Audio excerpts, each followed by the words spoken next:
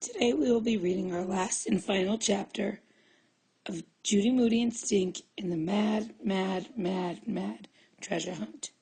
So chapter 9 is titled Going for the Gold. And we left off on chapter 8 where they figured out that the island was shaped like a claw, a crab's claw, and they were going to try to figure out the last clue. Dad turned onto Silver Lake Drive, and they followed it all around the harbor. "Take us out as far as you can go, Dad," said Stink. "Yeah, to the tip of the crab's claw," said Judy. "We could park at the visitor center," Mom suggested. They got out of the car and looked around. "I see a bunch of kids with maps," Mom said. "They seem to be crossing the boardwalk over to the museum. But the tip of the island is really the old Coast Guard station. It's the one with the bell out front down by the water." "Bell," said Judy and Stink at the same time. "A bell rings," said Stink, "but doesn't have fingers." "What do you call that thingy that hangs inside a bell?" "A clapper," said Mom. "A tongue, said Dad. "Sound without ears," said Stink. "Voice without tongue," said Judy. "I bet that bell doesn't ring." "'Cause there's pirate booty in there." Stink stopped in his tracks. "I think I just saw a tall boy and smart girl go into the museum. What if there's another bell in there, the right one?" But Judy had already taken off. "Wait for me!" cried Stink. They stopped in front of a large brass bell, like the Liberty Bell, but without the crack. Stink pushed it. "It doesn't ring." "But look inside, Judy squealed. Stink stuck his head up inside the bell. "See anything?"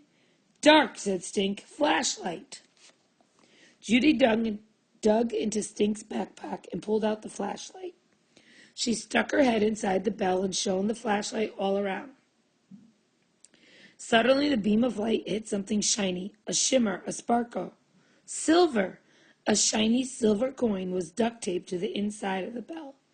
"Eureka!" said Judy. "Mom, Dad," yelled Stink, "we struck gold." "Well, really we struck silver," said Judy. "But that means we win, win, win." Judy and Stink screamed and hugged each other. People nearby steered. Squirrels skittered and seagulls took flight. Judy and Stink jumped up around and shouted until they were all out of breath and clasped in a fit of giggles. Stink got the hiccups because he laughed so hard. "I feel like I won the Olympics," said Stink. "Hick. The Hiccup Olympics," said Judy. A guy from the Coast Guard station came up and shook hands with them. "Base to Scurvy Sam," he said into the walkie-talkie. "Come in, Scurvy Sam, we have a couple of winners." Mom and Dad caught up and peered at the silver coin. "I can't believe we beat Tall Boy and Smart Girl," said Stink. "Just in time, too." "I like how you kids stuck it out and didn't give up," said Dad. "See what can happen when you two work together," said Mom. "Two brains are better than one," said Judy.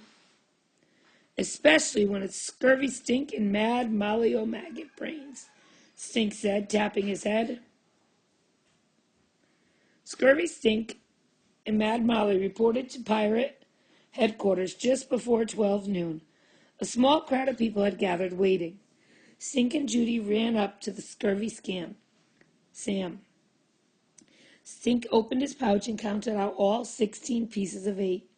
Scurvy Sam's eyes lit up brighter than the firecrackers that Blackbeard was famous for having in his beard. "Well, blow me down. If it ain't Mad Molly and Scurvy Stink, ain't you two of the smartest urchins on the Outer Banks?" Scurvy Sam climbed aboard his ship and clanged the bell 12 times. "Avast, me hearties, we have us 2 winners." After a big speech, Scurvy Sam climbed down and went up to Judy and Stink. He raised their hands in the air, then danced a funny hornpipe. The crowd clapped and hooted. "Now tell us, fear all to hear," he said. "How'd you do it, me mateys? What's your secret?" "Just super-duper brain power," said Stink, tapping his head, "and a trusty, dusty survival kit." "And a little luck," Judy said, "even though Stink almost got us in jail." The crowd broke into laughter. Scurvy Sam presented Judy and Stink each with a shiny gold doubloon. Stink had a skull and crossbones and said 1587 on the back. Rare, said Judy. Mine has pictures of Blackbird and Anne Bonny. Whoa! It's like a gold silver dollar, said Stink. Is it real? It'll break your teeth if you bite it. It's not cursed, is it? Stink asked. Scurvy Sam winked. Would an old sea dog like me curse a fellow pirate? He turned back to the crowd. That be it, mateys. Thanks be to ye one and all for making the third annual pirate treasure hunt such a dandy hoot and a holler. Now mind ye, don't be leaving without your pirate booty, treasure for all. The assistant pirates passed out goodie bags, while Scurvy Sam shook hands and waved goodbye to all the treasure hunters. I told you it was the bell, said a girl voice. I know you did, but you never said which bell, and there was one inside the museum, said a boy voice. Judy's eyes grew wide. Stink hiccuped. Tall boy and smart girl. You're so lucky, smart girl said to Judy and Stink. We came all the way from Maine, and we really wanted to win. We tried way hard. We were sure we had it, said Tall boy. Wow, said smart girl, eyeing Stink's doubloon. Sure is shiny. Yeah, said Stink. There's only one thing better than gold. What could be better than gold? Judy asked. A ride on a for-real pirate ship, said Stink. I'd give anything to ride on a pirate ship, said Tall boy. Judy looked at Stink. Stink looked at Judy. She couldn't help feeling funny about beating them. She could tell Stink felt bad, too. Actually, we can't go for a ride on the pirate ship after all, Judy said. What? Said smart girl and Tall boy at the same time. Have ye lost your senses? Said Scurvy Sam, overhearing them. Not alone, anyway. We'd be breaking pirate rule number 2, said Judy. That's right, Stink piped in. Pirate rule number 2 says that if you find treasure, you have to share it. Even Stephen. By jiggers, they be right, said Scurvy Sam. And the punishment for breaking pirate rule number 2 be marooning ye on a desert island with nothing but bugs for grub. You gotta come with us, Stink told Tall Boy and Smart Girl. Save us from eating bugs, said Judy. Besides, said Stink, you guys kinda helped us win. We did, asked Smart Girl, crinkling her nose. We saw you guys looking through your binoculars, so we looked too.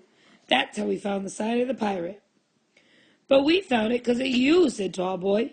We saw you pointing up at the sign in front of the art shop, and that made us look. But Stink heard you saying X marks the spot at the graveyard, so we followed you, Judy said. That's how we found the hourglass.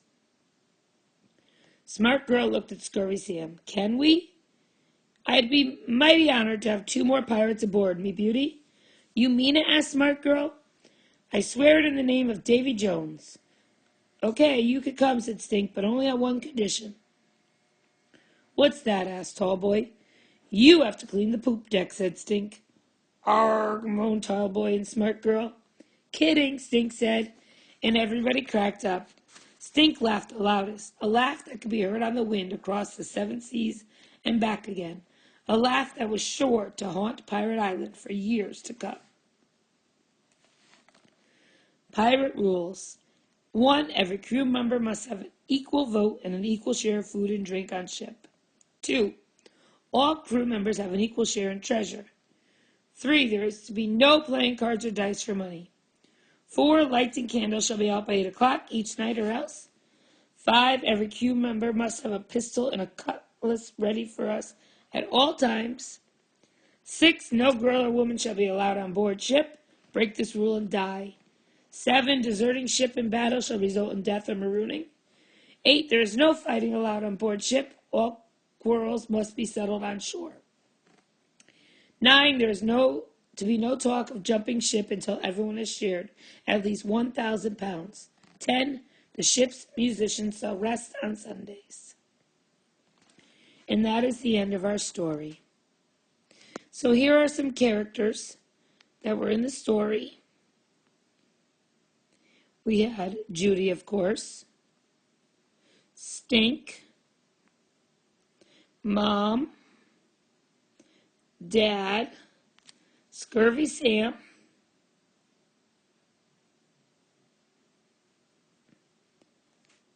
Tall Boy, Smart girl. Now, there was quite a bit of other people, like the assistant pirates, some people in town. We'll just put townspeople. When it's a whole group that don't have major parts, you could just generalize it to one group. For our setting,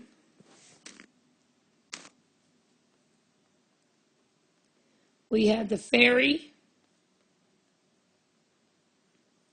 the hotel, and around town.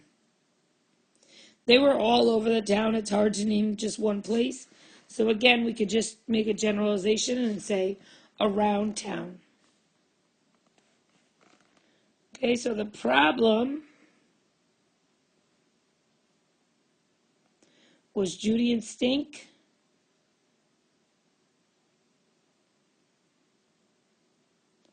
wanted to win the treasure hunt.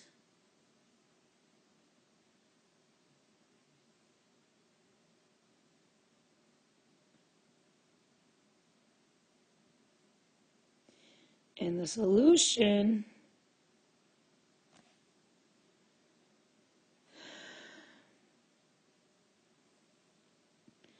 they found all the clues in one.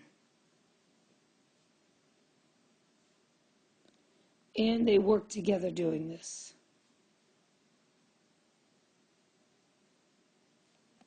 So I'm just going to put in one together.